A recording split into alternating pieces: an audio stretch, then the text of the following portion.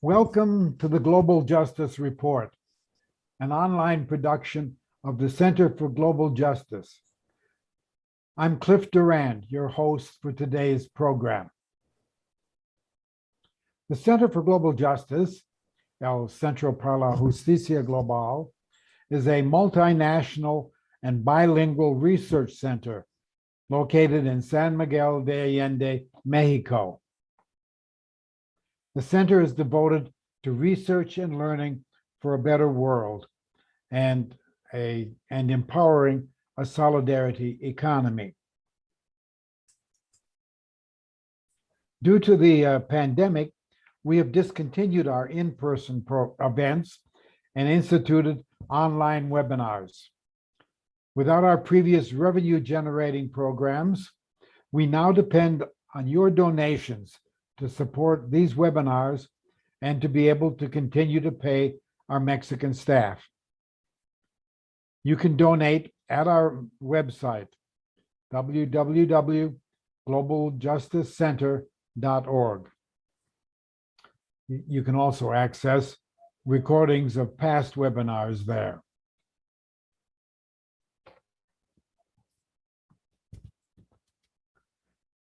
Today's program is about climate activism.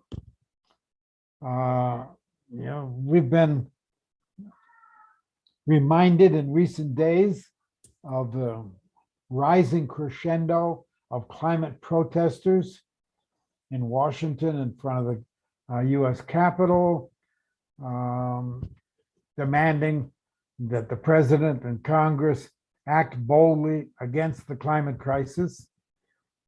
Elsewhere, indigenous peoples protest oil pipelines crossing their lands. Around the world, climate activists continue the climate protests sparked in 2019 by a global wave of school strikes led by young people, reminding us that we are failing them by our inaction. Greta Thunberg was their defiant voice. Well, today we will see the film Climate Revolution,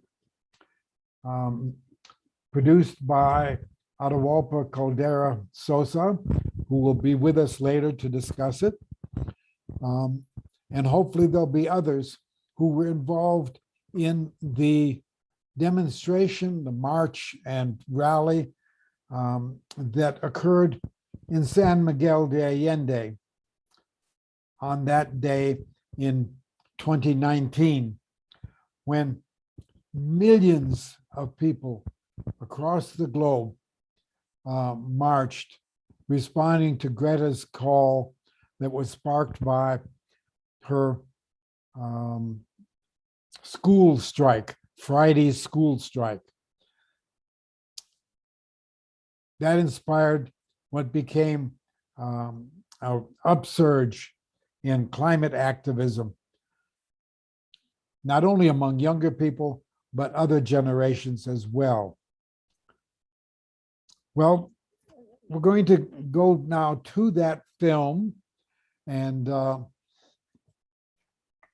is a film that is available on the website of the Center for Global Justice. But our techie, Roberto Robles, will be streaming it for us.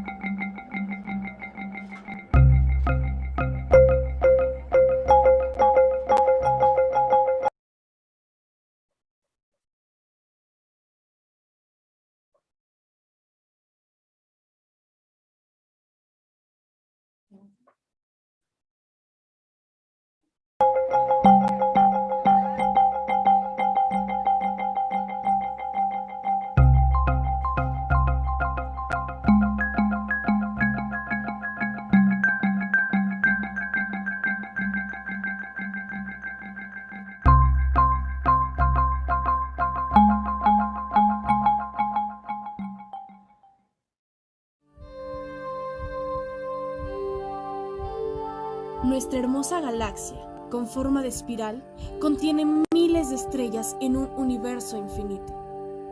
La Vía Láctea es nuestra galaxia. En ella está el sistema solar y nuestro planeta Tierra, con sus continentes, el vasto océano y la biosfera llena de vida. La humanidad se encuentra en un paradigma en nuestra existencia. El cambio climático es la amenaza más importante que enfrenta la humanidad.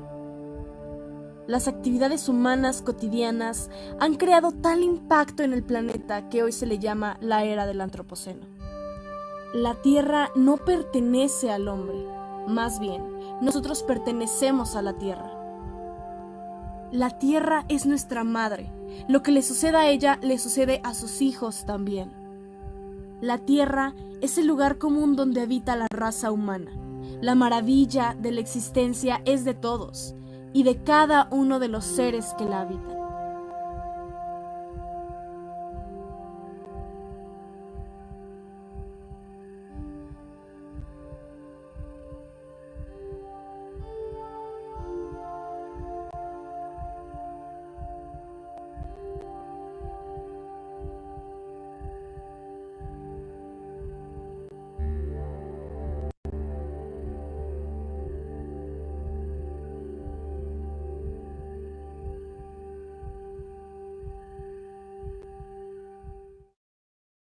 Right now, we're facing a man-made disaster of global scale, our greatest threat in thousands of years, climate change. If we don't take action, the collapse of our civilizations and the extinction of much of the natural world is on the horizon. Según el Grupo Intergubernamental de Expertos en Cambio Climático de la ONU, los compromisos adquiridos por los gobiernos en los últimos 3 años desde la firma del Acuerdo de París no son suficientes y el objetivo de los 2 grados centígrados de aumento tampoco es ya la solución. Estados Unidos saldrá del Acuerdo de París contra el cambio climático. Así lo ha confirmado Donald Trump en rueda de prensa entre los aplausos de los allí presentes. The United States will withdraw from the Paris Climate Accord. Esta negativa del presidente de los Estados Unidos, pues la verdad de que incluso piensa que lo del cambio climático es pura mentira. Me parece que Estados Unidos es una potencia mundial, es uno de los países más importantes, si no es el que esté más importantes del mundo. Y es el que es uno de los mayores contaminantes. Realmente veamos todas las empresas que lleva a su cargo, realmente todo el impacto ambiental que está generando en el mundo, y al saber que su mandatario está negándose a firmar este acuerdo tan importante a nivel internacional, que es un compromiso que todos los países deberían de tener con el ambiente, de realmente hacer algo por reducir sus impactos que estos países generan, sus empresas, todos sus ciudadanos, pues me parece una completa estupidez que esa persona tenga el mando de un país que realmente está haciéndole un daño inmenso al planeta. La desconexión con la naturaleza, provocada por un modelo consumista, derrochador, explotador de seres humanos y recursos naturales, aunada a políticos irresponsables, inconscientes y corruptos, nos ha llevado al desastre climático. Organizaciones de medio ambiente, indígenas y científicos le acusan de no hacer nada para impedir los altos niveles de deforestación y quemas con fines agrícolas y mineros. En lo que va de año, Brasil ha tenido más de 72.000 brotes de incendios, un 84% más que en 2018, y más de la mitad se han producido en la Amazonia.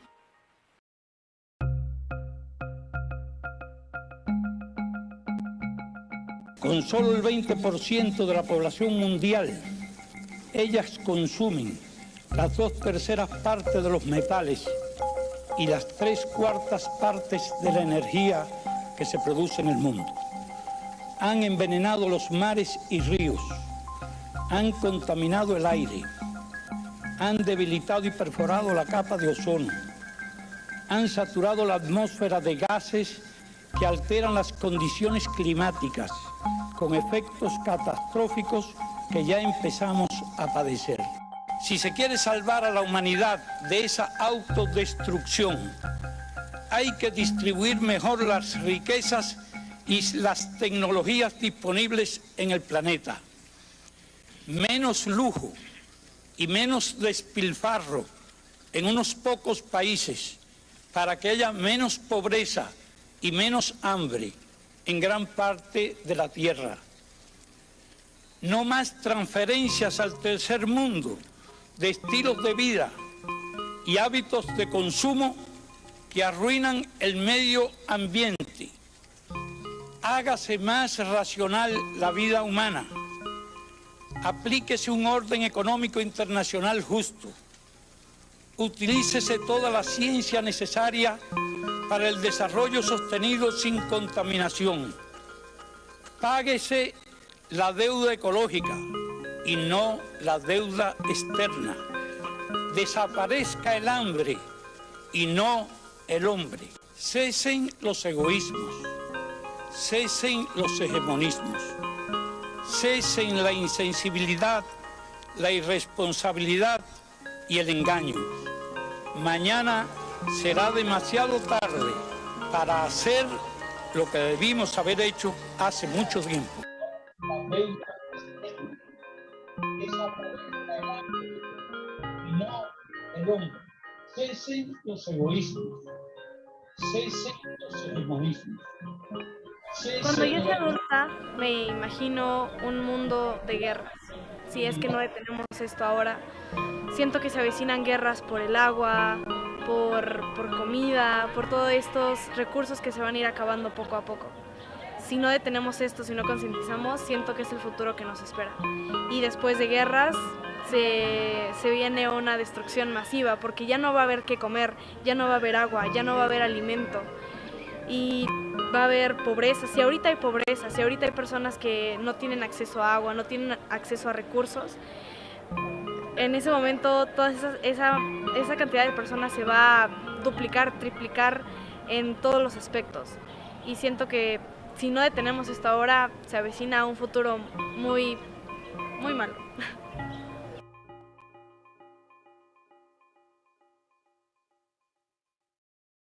Para mí, Greta es la voz de muchos que nos hemos callado por el miedo a la represión.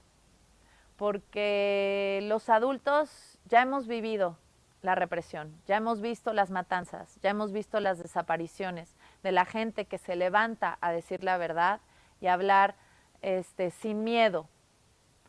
Y el que sea esta vez una niña, porque todavía es una niña, yo creo que hace que el mundo tiemble.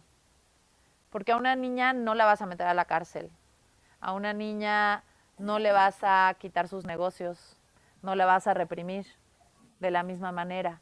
Y que una niña te hable con esa claridad y esa verdad, pues yo creo que toca los corazones y las mentes mucho más allá de que si fuera un adulto. Si un adulto dijera las mismas cosas, yo no creo que tendría el mismo impacto. What's your message to world leaders today? My message is that we'll be watching you.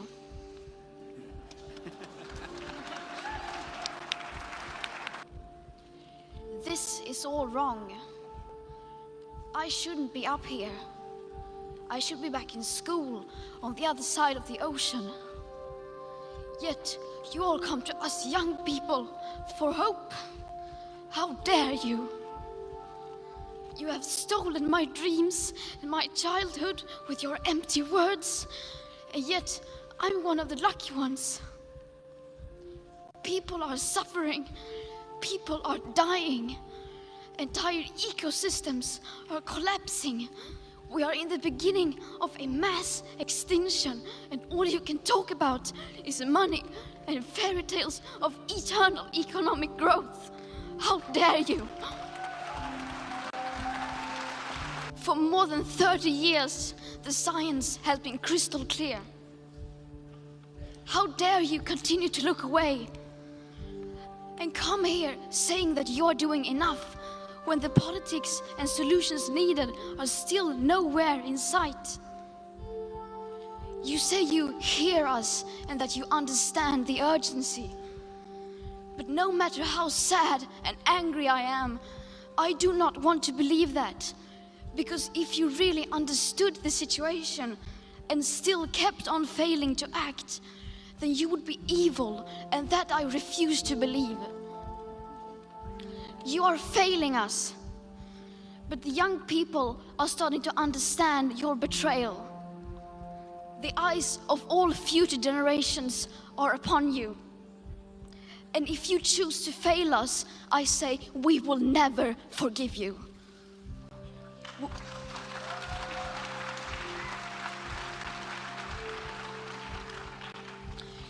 We will not let you get away with this. Right here, right now, is where we draw the line. The world is waking up, and change is coming whether you like it or not. Thank you.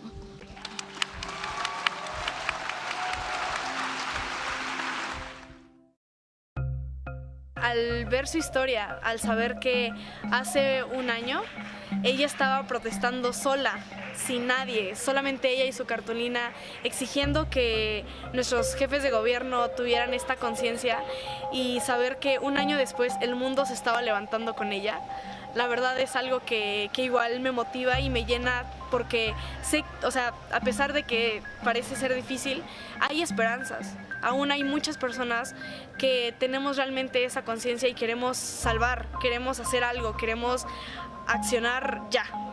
Y me motiva mucho, y estoy muy orgullosa de la juventud mundial, porque todo empezó con ella.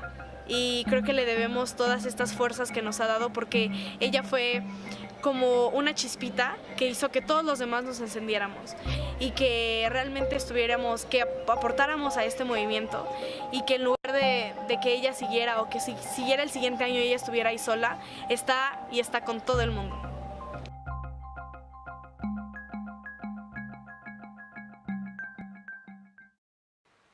We are in the middle of a climate and ecological emergency. And we need to start treat this crisis like a crisis. And we need to step out of our comfort zones. And that is what we are doing right now. We are stepping out of our comfort zones, telling the people in power that they must take their responsibility and protect future and present generations. We are here right now today because the COP25 is going on right now. World leaders have gathered here in Madrid to negotiate our future. And I can tell you, the hope is not within the walls of the COP25. The hope is out here with you.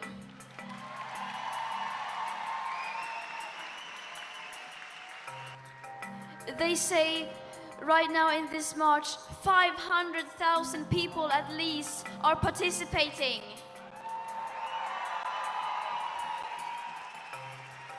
It is the people who are the hope. You are the hope. And we need to lend our voices to the people of the global south and to indigenous people who are suffering the most from the climate and environmental emergency.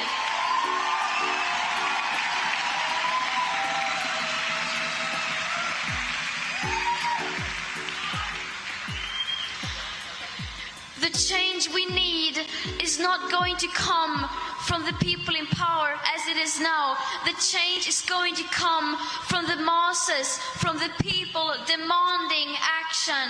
And that is us. We are the ones who are going to bring change.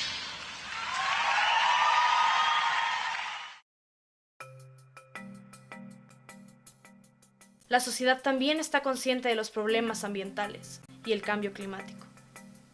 El 20 de septiembre del 2019, cientos de ciudadanos de todo el mundo salieron a las calles a manifestarse por la vida.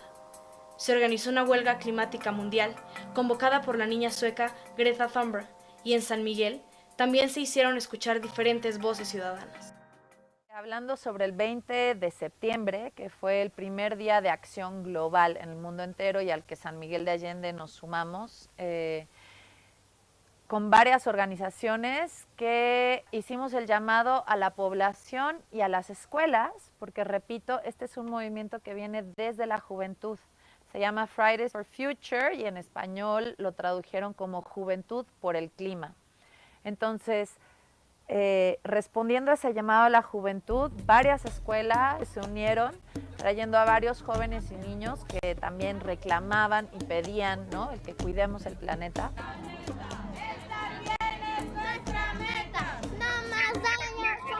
El planeta, estar bien es nuestra meta. No más el planeta. Así como de prioridad.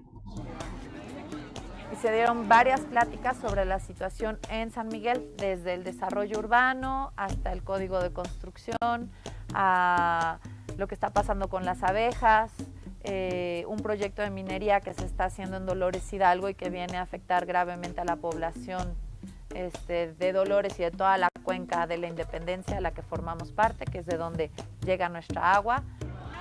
La mina contamina.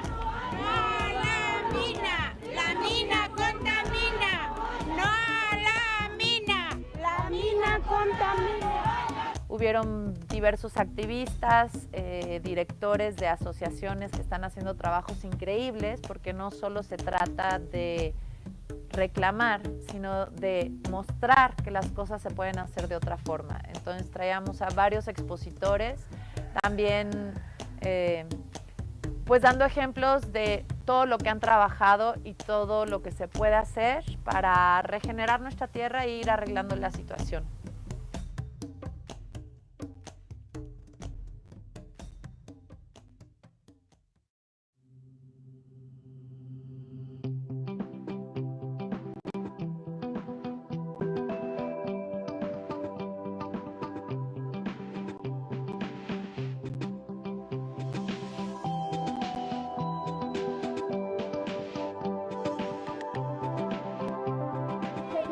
Está en llamas y tenemos que cambiar las cosas ya. Hemos aumentado el número de incendios forestales y el área que hemos afectado. Hemos aumentado la deforestación de la poca vegetación nativa que aún tenemos.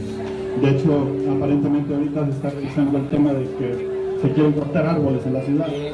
Una disculpa ya no es suficiente.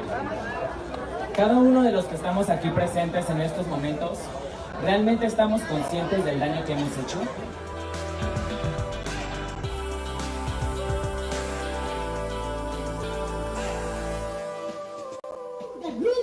Future generations a few more years of quality. I declare myself. Louder. Do not let our planet die. Climate change is not a lie. Do not let our planet die. El charco del ingenio no podía estar ajeno a esta actividad. Yo quisiera dedicar a un tema que me parece muy preocupante que está pasando en San Miguel. Me refiero al programa municipal de desarrollo y ordenamiento ecológico territorial. Este plan de desarrollo urbano que se está votando actualmente es completamente destructivo para San Miguel. Están permitiendo fraccionamientos, development, ¿no?, en zonas que son de protección ecológica y de fomento ecológico. Yo les pediría que por todos los medios que ustedes puedan, se inconformen con este plan, que lo vean y se den cuenta de la destrucción que se está generando. Nosotros lo estamos haciendo desde el Charco, hay 10 organizaciones civiles que lo están haciendo. La generación de nuestros padres no hizo mucho al respecto cuando todavía estábamos a tiempo de revertir el cambio climático. Hoy, nuestra generación ha heredado un gran problema. Our parents' generation did not do much to revert climate change. Presento a mucha gente de la República consumiendo productos como los que encuentran en la localidad y que vienen de fuera, mientras tengan las prácticas que requerimos para poder seguir promoviendo esta comida libre de pesticidas. ¿Cuántas de las personas que estamos aquí muy preocupadas por el cambio climático siguen comiendo animales y lácteos? Está comprobado que la ganadería y la ingesta de animales es una de las causas más importantes de la deforestación y el cambio climático, y supera por lejos a toda la industria petrolera y a todo el transporte juntos. Aunque la ganadería no fuera la causante de la muerte por hambre de un niño por cada 10 segundos, aunque no causara las epidemias de cáncer, obesidad, diabetes, demencia senil, aunque seguir comiendo animales no fuera la principal causa del robo de los territorios de los pueblos originarios como actualmente en la Amazonía, aunque todo esto no fuera cierto, aunque es cierto, debemos dejar de comer animales simplemente porque es injusto. Y en esta ocasión nos enteramos que quieren quitar 33 árboles de la avenida Guadalupe. Lo que quieren hacer es un trasplante, pero no tienen la maquinaria necesaria para hacerlo y las raíces de esos árboles están interconectadas. Esto quiere decir que los árboles los tienen que quitar todos juntos para que ninguno muera. No más trasplantes innecesarios de árboles. Somos la semilla que va luchando para sobrevivir.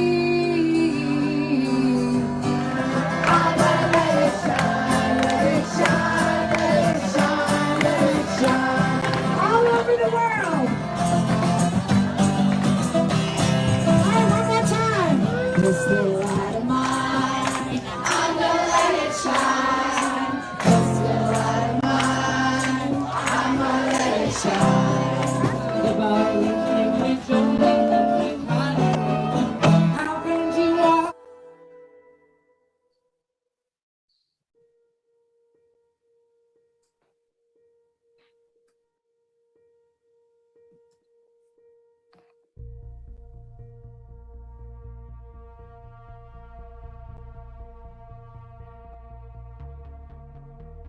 Mañana a las 8 de la mañana van a talar los árboles en Avenida Guadalupe.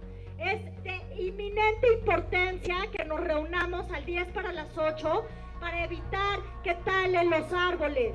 Esta es nuestra primera acción inmediata. Mañana a las 8 van a ir las maquinarias a quitar esos árboles enfrente del mercado en Avenida Guadalupe. No lo podemos permitir. Nos estamos uniendo con la gente del mercado y lo único que tenemos que hacer es presentarnos, defendernos, unirnos y hacer justicia, porque los árboles no tienen voz. Y yo además les agradezco muchísimo a quienes vienen hoy a acompañarnos a este gran arranque de obra. Gracias por estar aquí. Somos el municipio más verde de México, por muchísimo, por muchísimo. 30,000 árboles este año. El tema de los 41 árboles, o bueno, salvemos 41 árboles, por lo visto no eran 41, pero eso es de menos, es muy interesante porque se dio en sincronía, en el mismo momento en que se estaba organizando y con el llamado mundial a hacer un movimiento por el cambio climático, que una parte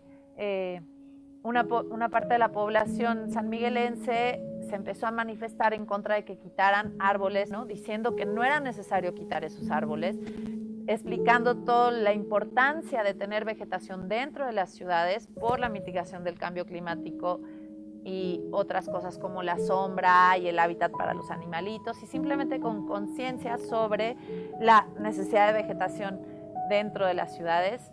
Yo creo que políticamente es un buen ejemplo de cómo los gobiernos han estado imponiendo su voluntad por encima de la voluntad de la gente.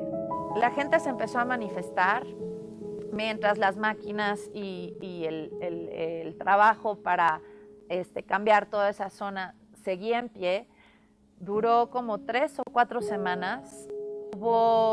Había gente cuidando los árboles día y noche, y gracias también a la marcha del 20 de septiembre más gente se unió a ese movimiento porque ellos vinieron a avisarnos sobre lo que estaba pasando durante la huelga. Entonces mucha gente que fue a la huelga se unió al movimiento de los 41 árboles. Yo creo más que si quitaron o no quitaron los árboles, para mí es un ejemplo de que el gobierno que dice que está con el pueblo, al final de cuentas no escucha la petición del pueblo. Porque se hizo una propuesta con arquitectos de cómo podían hacer diferente ese desarrollo, pero simplemente porque ya se habían dado los permisos y las concesiones, se impuso lo que ya se había planeado, otra vez sin escuchar, porque previamente no habían hecho una encuesta para preguntar o pedir diferentes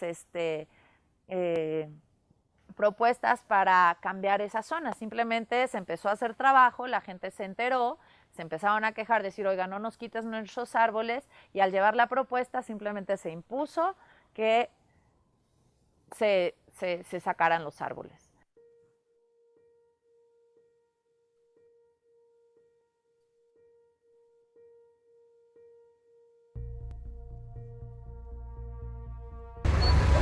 Con estos árboles nos dan oxígeno para seguir viviendo. ¡Auxilio! ¡Los árboles! ¡Gente de San Miguel, despierta! ¡Los árboles necesitan su ayuda! Por favor, para atrás, ¡ey! ¡Ey! ¡No me toques! ¡Ey! ¡Ey! ¡Ey! No se vale lo que están haciendo, señor. ¿Cómo no las traten así? Respeto, por favor, respeto. Espérate.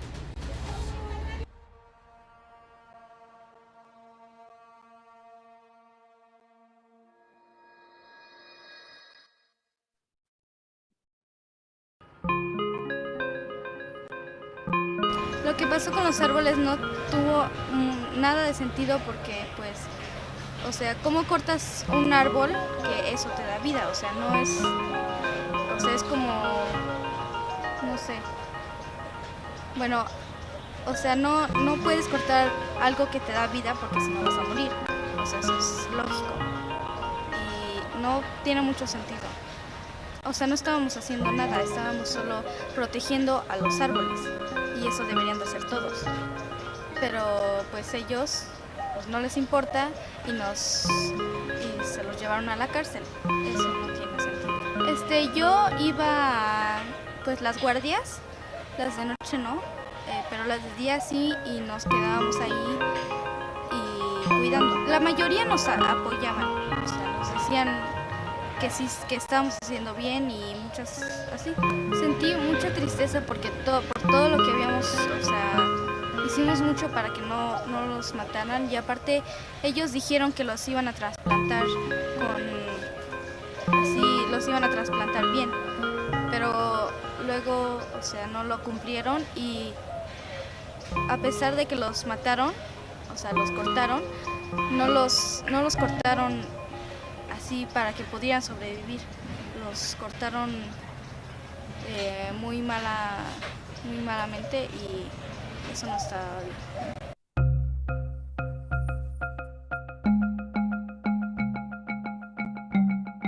Nos falta, exacto, una relación mucho más enorme con nuestra madre naturaleza. Es nuestra mamá, es nuestra madre. Gracias a ella estamos aquí. Y realmente el cariño que decimos tener a ella no se demuestra en nuestras acciones. El amor que nos falta es un amor puro, una relación más estrecha, una relación de cuidado, de amor y de respeto.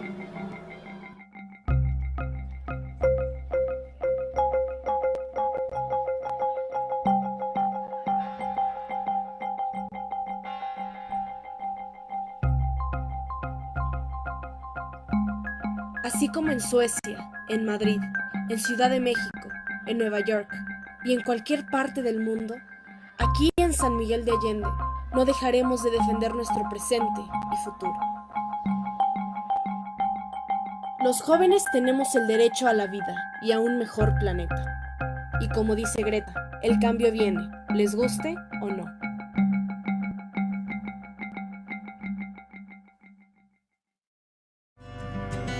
Somos la semilla que va luchando para sobrevivir. en nuestra madre tierra, que está a punto de partir. Los criminales la están matando con su avaricia, la están robando, envenenando la tierra, el agua, mi gente, contaminan el aire, mi alma, mi mente. Somos la semilla, aunque nos pisas, volvemos a nacer. Es nuestra madre tierra, y la tenemos que proteger. Los criminales la están matando con su avaricia, la están robando, envenenando la tierra, el agua, mi gente, contaminan el aire, mi alma, mi mente. No, no, no, no, no, transgénico, lucharé por tu futuro. No, no, no, no, no, no, no, transgénico.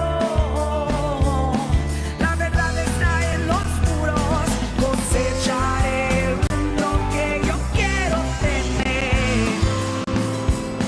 Yo puedo elegir lo que yo voy a comer. No tragaré mentiras, no pretenderé. Tengo control de lo que soy y lo que seré.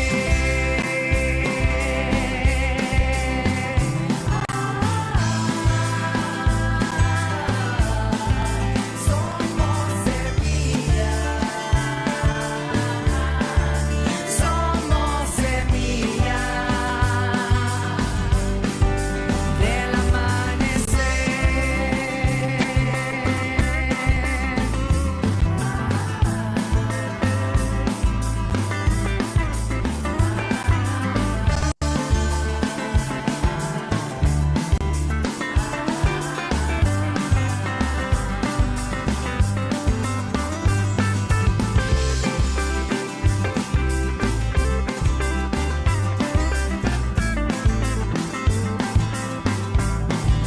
Somos semilla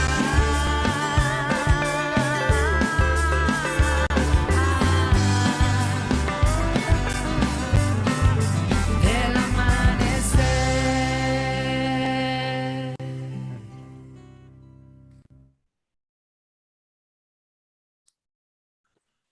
Well, there you have it. You have the local story sparked by a global protest, and it's really striking to see the connection between them,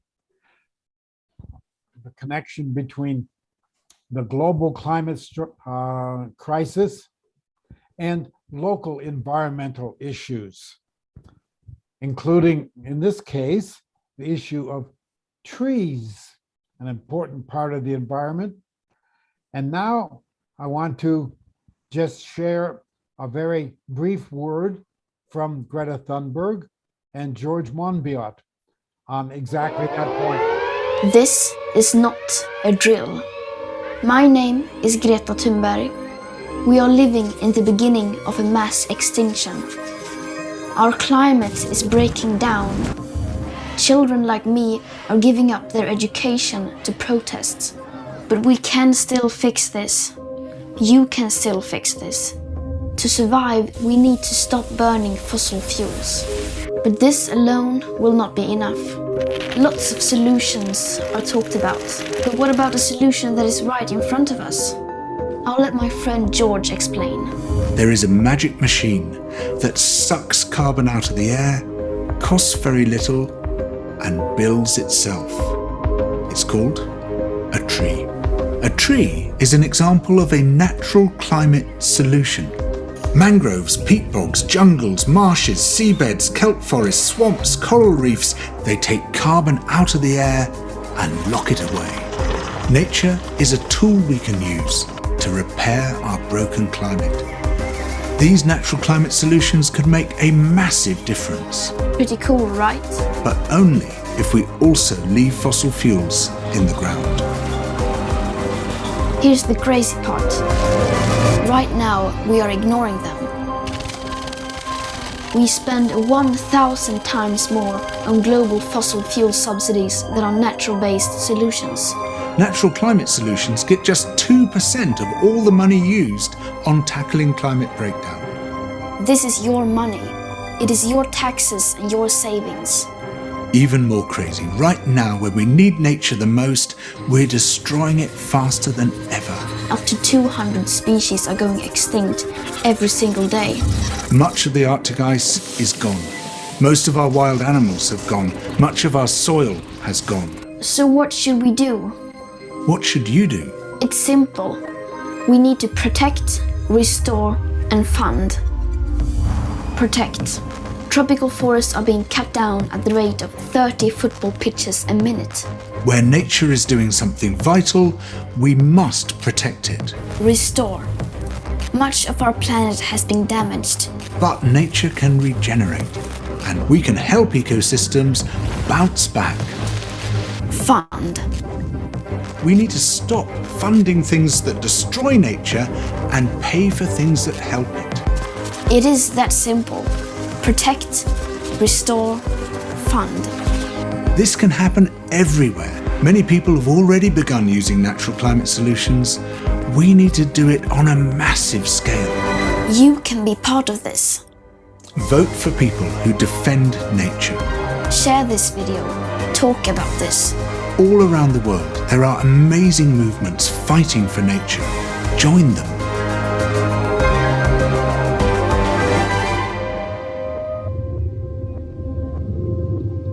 Everything counts. What you do counts.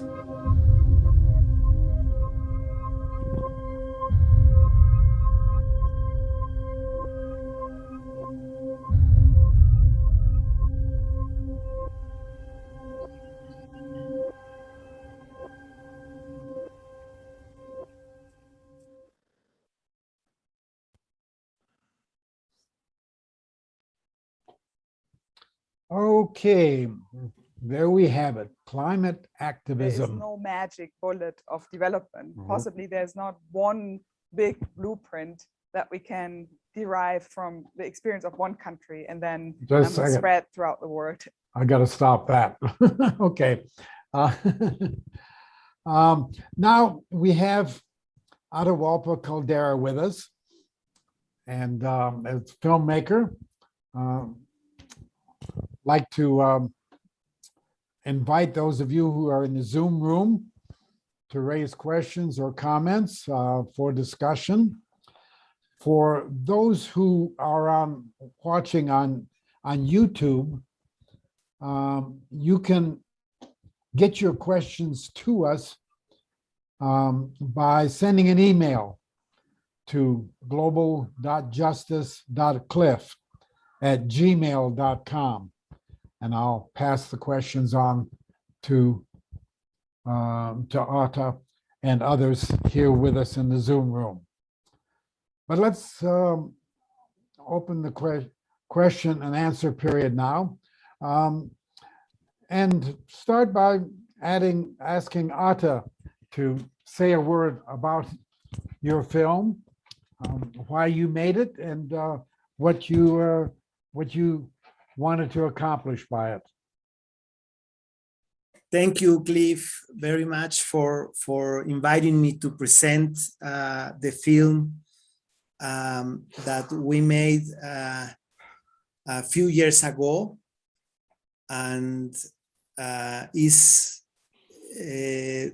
actual film, in this moment is happening the COP25 in England. So there's a lot of movements with the youth and also the population of many countries that are protesting in England. So one of the reasons because we did this film is because we want to show what happened in San Miguel de Allende that day. And that motivate a group of people here in San Miguel to show what happened with this event that we had in El Parque Juárez, but also what happened after with the tree in Avenida Guadalupe. So we want to interview people. We want to let know the population of San Miguel, the feeling of the youth people, and also let know what was happening in that moment in San Miguel. But when we did the film, we decided to show also the movement of Greta Thunberg and what happening in the entire world, basically. So I don't know if some of you have some questions and we can continue talking. Yes, I see David Barkin has his hand up. David is an economist here in Mexico. And David, if you turn on your video so we can see you, we'd love to hear from you. Thank you. I'm concerned. I didn't get a good idea of how effective, well, probably not very effective, but that's my impression. Involving the mainstream, an important part of San Miguel community in the approach. I saw a lot of young people, and I presume that the center itself was actively involved. But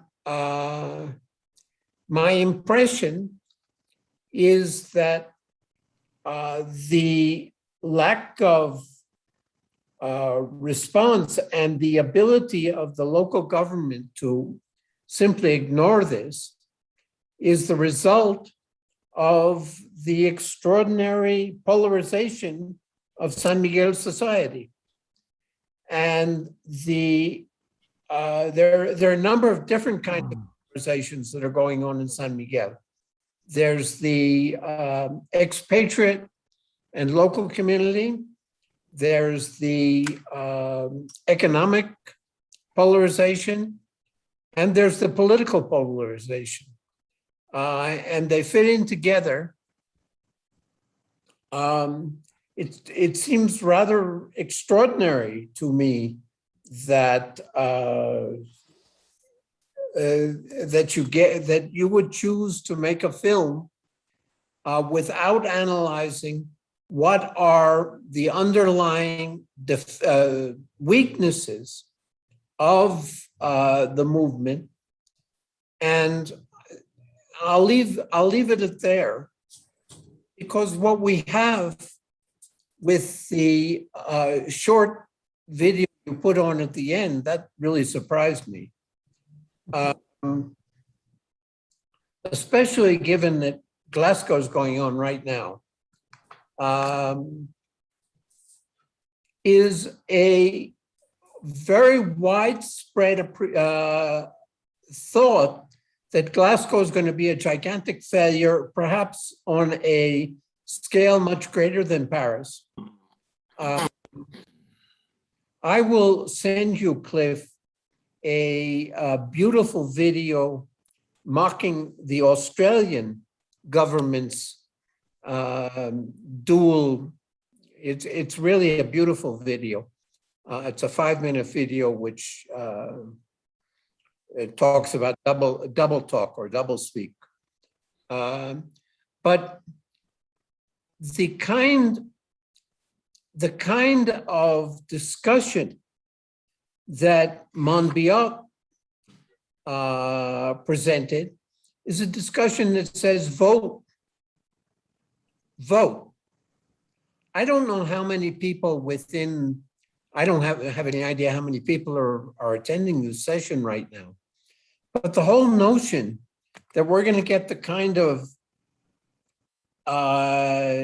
environmental change that is necessary through the existing political system, I think is absurd.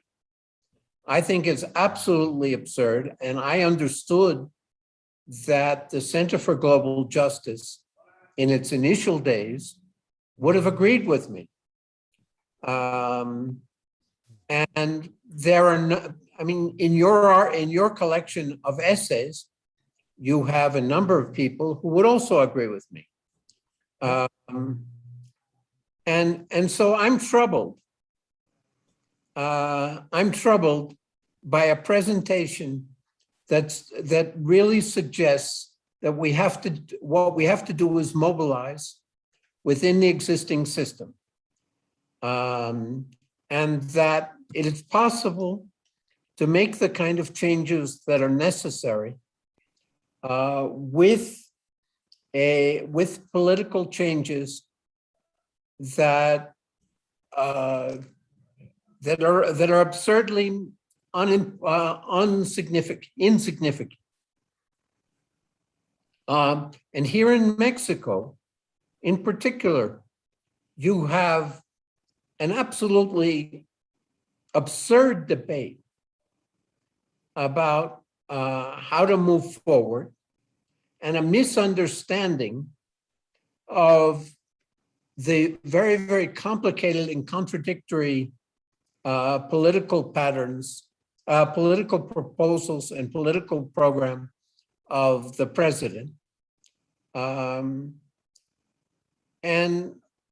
so I'm concerned that you would present a program like the one you're presenting today, which would suggest that the route is very, very lively protests in front of the main church of San Miguel Allende with all those beautiful dancers, and sticking up cartulinas on the trees to prevent them from being cut down.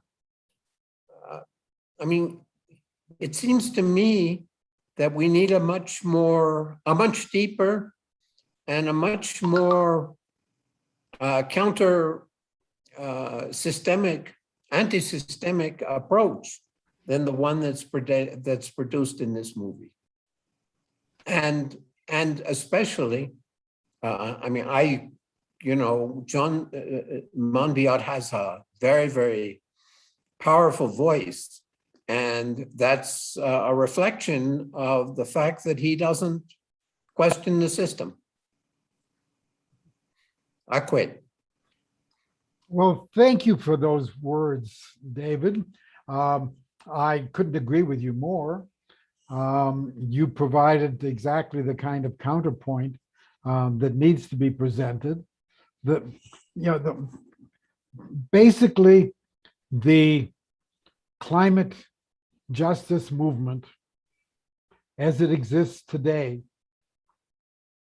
is based upon an appeal to the powers that be to do something. I mean, that was Greta's message, while at the same time having little confidence that they would do anything. But her plea was do something, do something. And we have a massive movement of people around the world with that demand, but without the power to actually do something. That power continues to rest in the hands of political leaders and, dare I say, giant corporations. And that's the dilemma that we're faced with. How do we act effectively, given the fact that we have so little power and the power to do something is beyond our grasp? But Atta, perhaps you want to respond to the... I would like to hear more comments from the other participants and then give my opinion. Okay. Well, I see Gordy has a hand up, so let me call on you next. This has got me convinced as I look at things that we're appealing to the wrong people. I don't believe our political leaders have the power to address this. I think they are basically our actions that we need have to come from more the very wealthy, the business sections of our it's. I mean, I think about when they gather in Davos or someplace every year the big wigs to talk about whatever they talk about. How do you reach? How does one reach these people and get them on the side of making the kind of changes that need to be made? One has to. It seems to me that everyone gave up on it. I don't think these people are that stupid. I don't think they don't know. They're quite smart, and I think my fear is that the people with the power, the people with the real money, have abandoned the future. Have said, well, it's like we're on the Titanic, and we have to dance and while it sinks. And I'm very discouraged about the long-term future.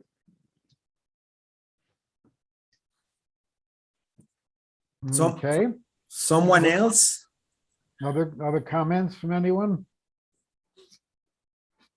I'll be checking the email to see if any have come in that way.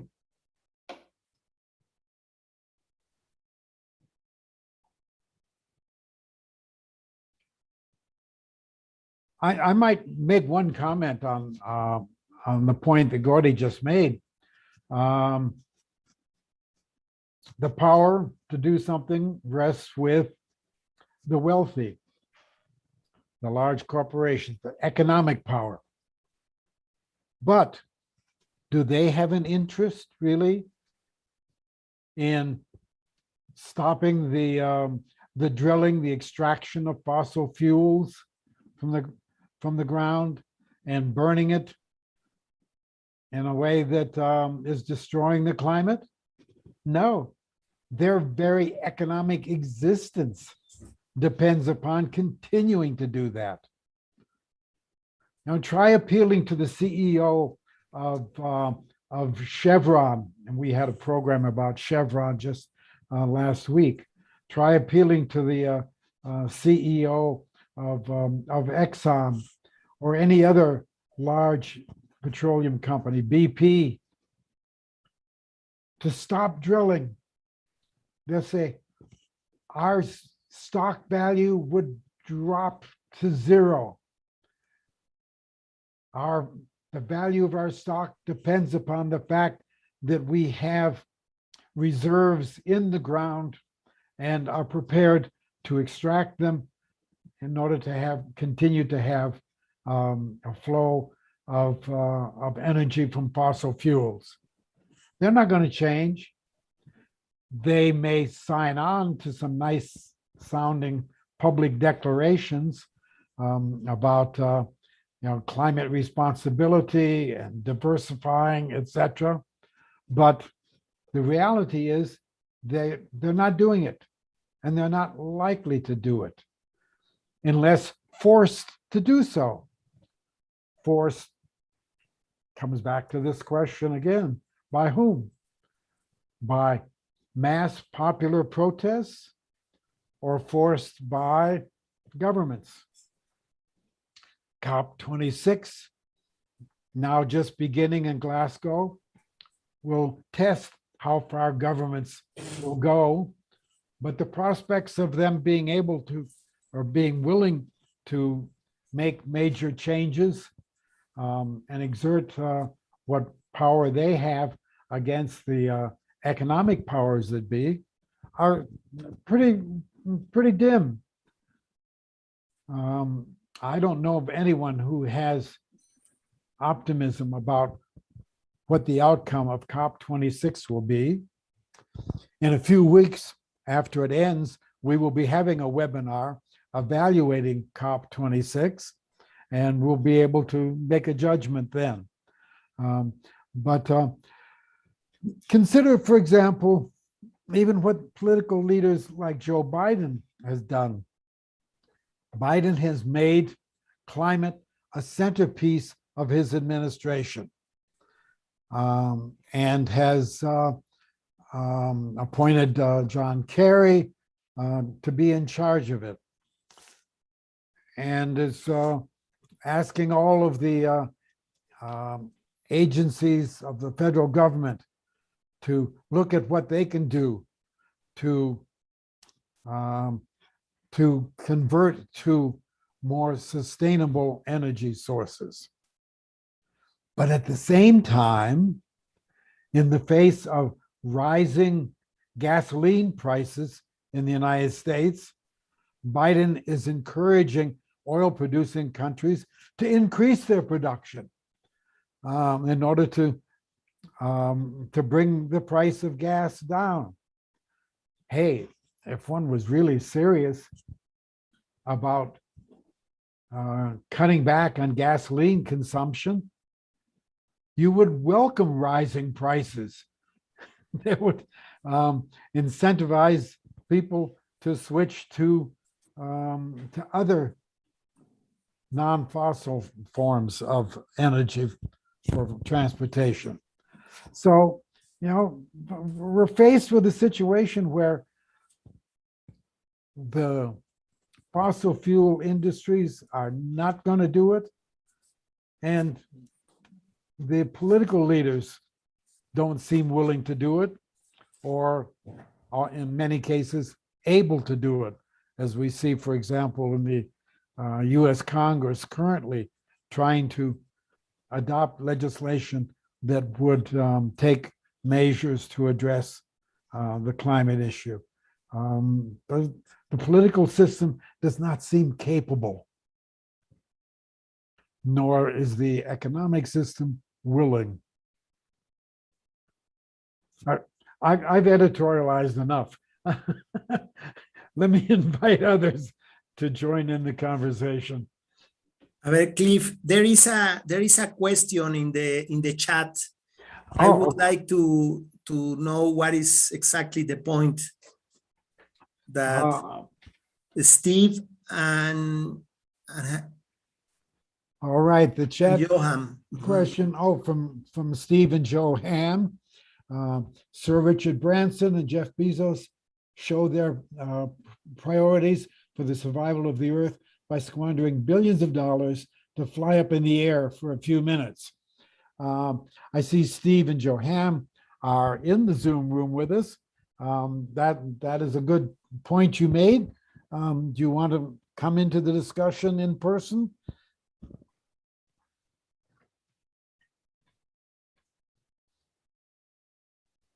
Yeah, unmute yourself and turn on your camera.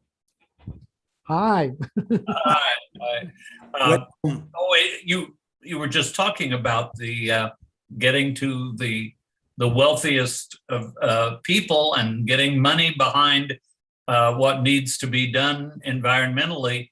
And when we saw all the billions of dollars that the two of them squandered recently on their flights, you know, what if all of that money were redirected towards some worthwhile long-term solution to the climate and trying crisis, to get others on board, and bringing other people along with them, bringing other people on something else with their money, up in its stratosphere. we participated in the climate march in Chicago on September 20th, 2019.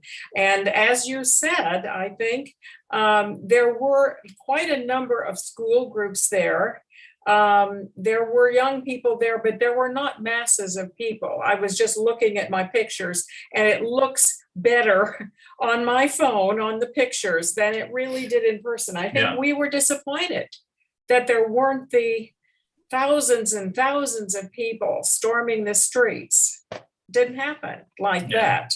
It was a nice little day, but that's not what was supposed to happen. Mm-hmm. Well, cumulatively, the numbers around the world who demonstrated that day did add up to millions and millions. Mm-hmm. So a few hundred in San Miguel, a few thousand in Chicago, replicated around the globe, and it adds up to a lot. But we have to get people with power. Well, and that's what we've been talking about. Yes, exactly.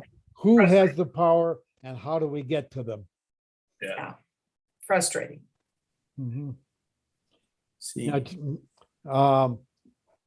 Steve just used the phrase, if only Branson and Bezos, could bring others aboard. Well, they did bring others aboard. Their tourist excursion into space. Big deal. Yeah. That's not what we need. No. Yes. I would like to comment something, Cliff. Yes. It's impressive how many money is expended in the weapon industry in the world, no? The war industry in the world. Imagine how many projects of restoration of the land, reforestation, water, and many things related with nature could be done with this quantity of money that United States and other countries expend in the armamentistic race, and the war. Mm-hmm. So what I think what Greta is trying to say, and this youth in the world, is to let the people know what really is happening into the high levels of the governments and the corruption there is into these corporations linked with the power and the governments of many countries. And this is, for me, this is the main sense that Greta is transmitting to the world and to the youth people in the world. She's opened a big box of this kind of greenwash in many governments about climate change and all this about the environmental projects, but many of these environmental projects are only to make money. And the example is what in Mexico, the actual government is showing to us, to the people, how the alternative energies like solar and wind in Mexico was a business, a big business. And also what I think is they show the face of the clean energy, but in reality are very, very dirty business, like as we know right now. I mean, with the wind energy and with the solar energy in this country, is amazing. I mean, this is like another conquest with the Spaniards, came to Mexico and used the wind and the sun to privilege certain companies like OXXO, like FEMSA, like Walmart, and many others. And this is what is exactly for me, what is happening in the case of Mexico is that we are defending in this moment what is energy and sovereignty. Because if you don't have sovereignty in the use of the energy in your country, I mean, what we are talking about. So for me, for example, the program in this moment that the actual government has to restore agro ecosystems and to plant millions of trees with the program Sembrando Vida, not only in the south of Mexico, also in certain northern states of Mexico, but also the plan to implement the program in Central America. That is one of the issues that Mexico is going to point in the COP26 to encourage the government of the United States to help to finance part of the Sembrando Vida in Central America. For me, this is a good program to combat climate change. So I think it's very interesting what is happening right now in many aspects, in particular in Mexico. For me, it's amazing how we discover the corruption behind and back the alternative energies. So I question myself now, this kind of greenwash that many enterprises and companies and organizations are trying to do to defend this big business. Before I call on David again, let me go to a question that came in by email. And this comes from Diana Hogestegger, who you saw in the film. She was a major narrator in the film. Hi, Diana. She writes, why does nobody consider reducing the use of energy instead of still wanting more and more? There's no real ecological, sustainable way to keep producing the amount of energy society wants to keep living this crazy luxury and travel life. Point well taken, Diana. Good point. Right. And actually, we will have a webinar coming up next month on degrowth. Yeah, ending this crazy growth-oriented economy to something that is more sustainable. But now let me give the floor to David Barkan again. Then,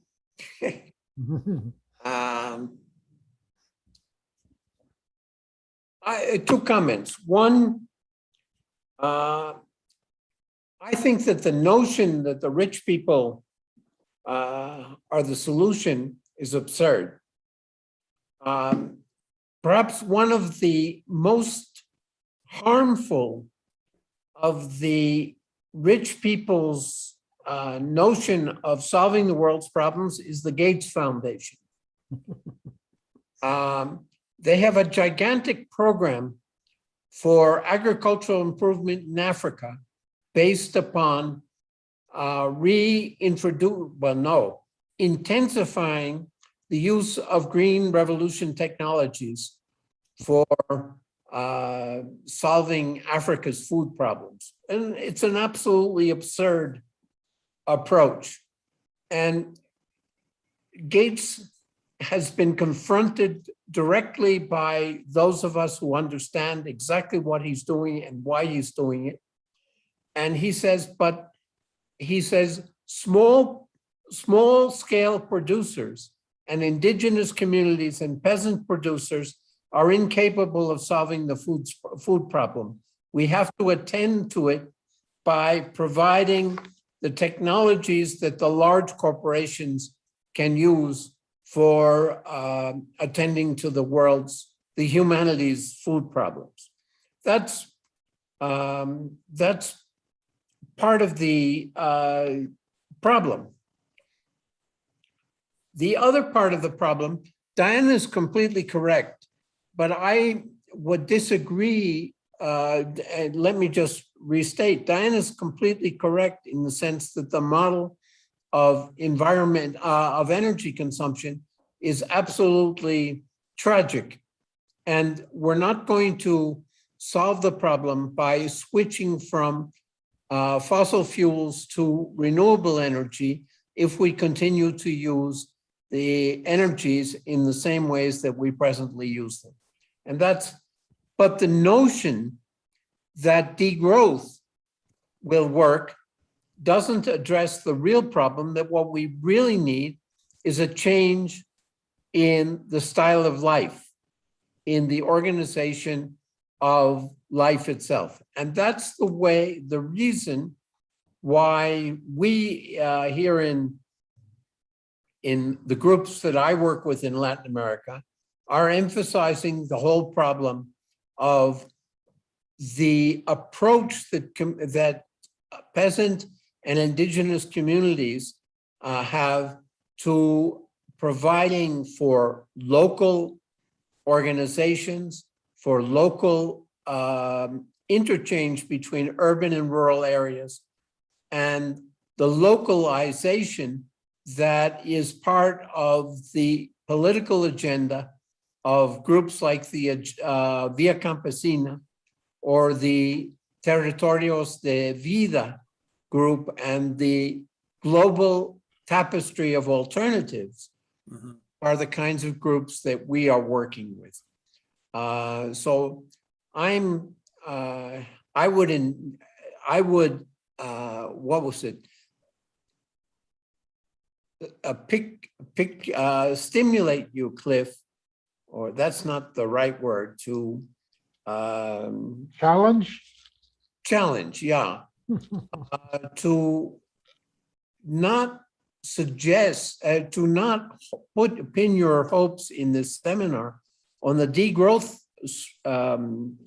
the degrowth organizations, the degrowth analysis, precisely because what it does is feed into the 3 R's of the environmentalism of years ago, which is recycle, reduce, reuse.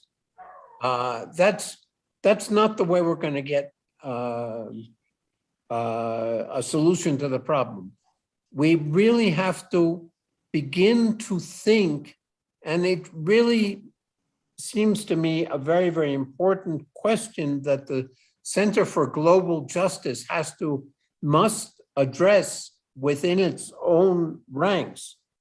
How do we change the nature of the social relations? How do we emphasize rural-urban integration? How do we work with those groups that are actually trying to change the way in which not only we produce goods, but actually what we consume itself? It's not a question of just being more conservative in the word, but actually changing our lifestyles. And here in Mexico, I'm really surprised the number of participants here on the Zoom, at least, is very low right now. Here in Mexico right now, there is a real struggle going on about the way in which we would reorganize society. And the question that we raise in Mexico is, those people who are already involved in reorganizing society offer a model that we can all, that those of us who are in urban societies can learn from. And yet we tend to not spend the efforts that's necessary to understand this as a different style of life. I'll quit. And anyway, we've gone over our time, haven't we? Let me ask you, David, when you talk about changing our style of life, aren't you also supposing that there's been a change in the economic system and the system of ownership and control of property? As long as that remains the same, you know. You see, one of the things that perhaps this will seem rather cruel, but I think that the world capitalist system has no possibility of reform. I don't see any change in power relations. If anything, a heightening of the contradictions and an unwillingness to cede any kind of power or any kind of in its sphere. So what I see, I mean, let's think about it. In Mexico right now, there are probably 40 million people who are living on the margins of that world capitalist system. And I see the work that I do with my students, the work I do with the communities that we work with, the kinds of models that the Zapatistas offer, that Tosepan offers. I mean, Tosepan, for example, is an organization of 200,000 people that isn't even on your map, really. And it was formed in 1977. It's the longest operating effective people's cooperative in the country. And 50,000 families. Then you have the 500,000 people in Zapatista territory that are in tremendous problems because of the political situation they're facing. But you have, in general in Mexico, somewhere in the order of 40 million people who are living in these, who are building these alternative standards of living. So that's my, that's where I'm going to work. And that's where I am working. And that's what we're talking about when we talk about decolonial. That's what we're talking about when we talk about the models all over. Latin America is marvelous for all these very, very concrete examples. Yeah, so models are not just there as heuristic examples, but rather as alternatives being built outside of the existing system or on the margins of the system. Right. And, and it's not something that we're talking about utopia. We're talking about people who are actually doing it. I'm agree with David. I'm agree with David what he says already about the cooperatives of the example of Tosepan in Puebla. No, this is a real alternative that is existing right now with this model of an alternative economy. So I believe that we need that. I mean, this connection between the urban and the rural areas has to change, no? There are many people right now that is migrant to the rural areas because they don't want to live anymore in cities. So now it's a big movement, for example, in Mexico, that people who used to live in cities, now they want to live in the country.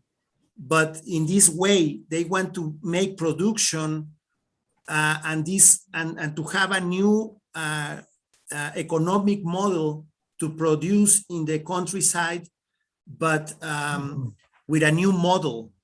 What I mean when I said new model, I'm talking about projects of permaculture, agroecology, and these new ways of life, like we do here in the country of San Miguel, in the countryside of San Miguel.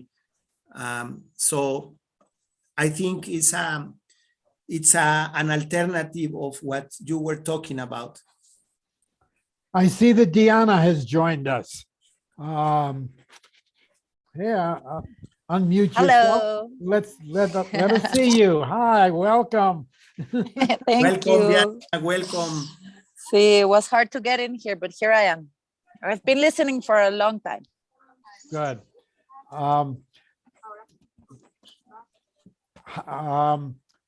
What did you think seeing yourself in that film again 2 years later?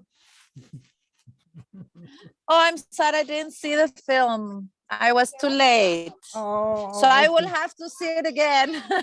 All right. I would have loved to see it. Yeah, well, it is on our website, so you can always look at it there. Thank you. But yeah, I'm very happy to talk and to hear all the different opinions and suggestions, no? Because it is a very complex situation we live. Right.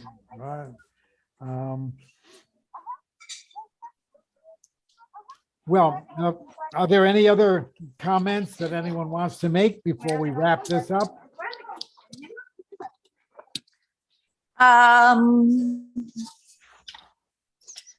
Let me think. I did have something. Well, I loved hearing everybody's voices, and yes, I'm very critical, and for me the most important and only real change I see that will happen is a real change in lifestyle, like our friend was saying after my little comments, because I don't see that our society will change if there's no more fundamental change in our consumption, like you say, and our lifestyle. So me personally, I'm just working towards that and trying to inspire whoever we can inspire in being as congruent as possible between what we say and what we do, what I preach and how I live. So that's a little bit I must confess, there's one part of me, I'm a very positive person, but I am a little bit discouraged of the world situation, of governments, of corporatives, like you were talking, no, it's like, who can we ask? I don't see the rich people doing anything. It's just greenwash, just changing the same model of still based on money making instead of based on keeping life. And I'm going more like the keros, and I say, okay, society, have fun. I go to the mountain, and when when this whole chaos has gone, I'll come back maybe sometime. But no, it's very discouraging to see how the politicians and the big business is just going on as usual, even though we are in an urgent situation, even though we know we cannot go on like this. I don't see the real changes happen yet, and the massive changes. It's like we have been talking so much about regenerative agriculture, and when we hear that, what you just said of Bill Gates bringing in let's help Africa, still using the same models. It's so frustrating to see that they're not changing. I don't see this, I'm build small communities and do what you can in changing our life. And when everything starts to crumble and people really open their faucet and no water comes down and the food doesn't get to their tables in the big cities, they will have to change. Somehow human beings like to get all the way to the deepest chaos before rising up and making real changes in life.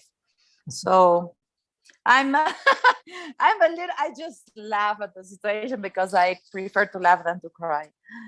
But I'm happy there's more people on the road to do things different, and it's always interesting to keep the fire burning of the possibilities and the wish and the not only that, you know, it is building a way of understanding that things can be different. And we start at least with our thoughts, with our vision. If we start to envision, I believe sometime we will create. But maybe first there needs to be big destruction and chaos for new life to emerge.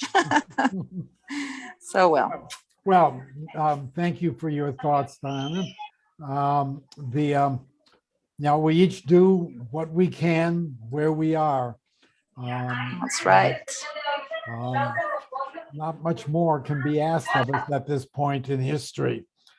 Ata, do you have any closing word before I wrap this up?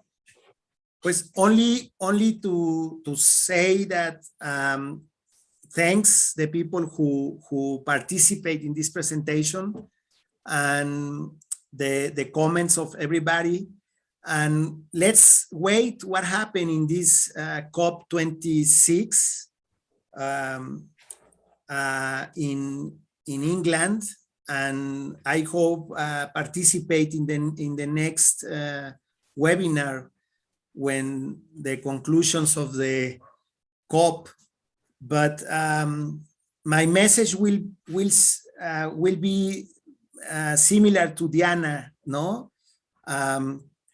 I believe that there are many people doing things that are changing their style of life. And there are many projects that motivate to change and to have a new a spirit and to have a new ideas and thoughts of what we can do with all the knowledge of the people who is doing things all over the world positive, no? Including the indigenous communities, the people who is changing in the rural and the urban areas, doing incredible projects. So I encourage the people who look these kind of projects and to be positive, because it's the best way to pass this difficult situation that we have in the world right now. Thanks a lot for everybody, and good, nice to see you, Cliff and Diana and everybody.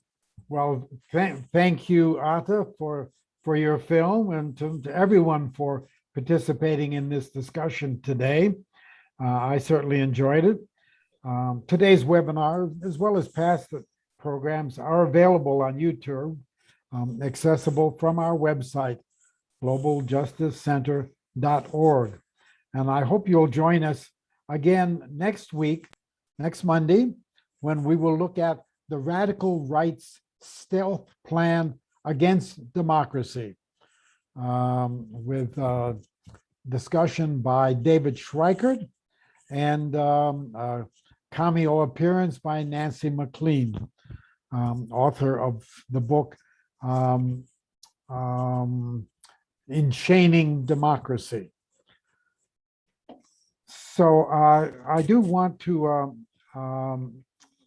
close this out then with a little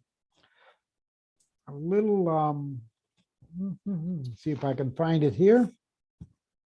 A little musical selection, this with the spirit of the climate justice movement.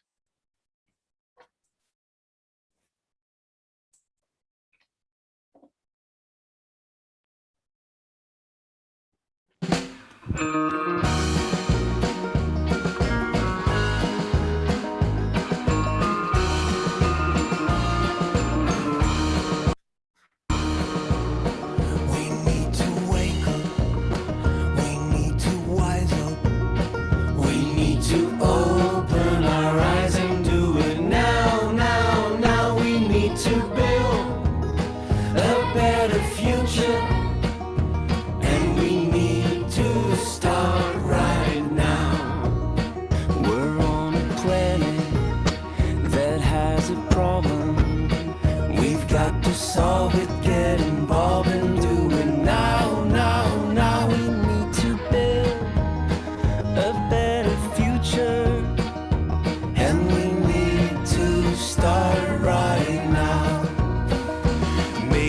greener. Make it cleaner. Make it last. Make it fast and do it now. Now we need to build a better future. And we need to start right now.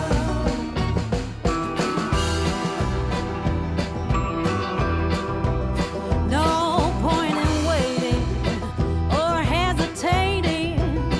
We must get wise, take no more lies, and do it now. Now we need to build a better future, and we need to start right now.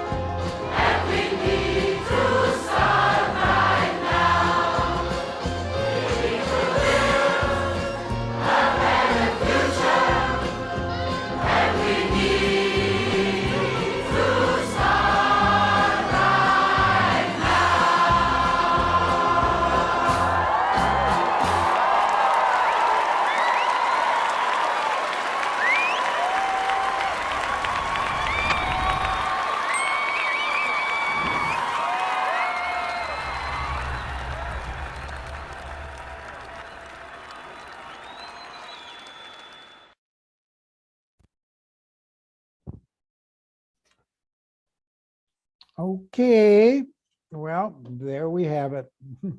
Thanks again, Ata, for staying with us to the very end.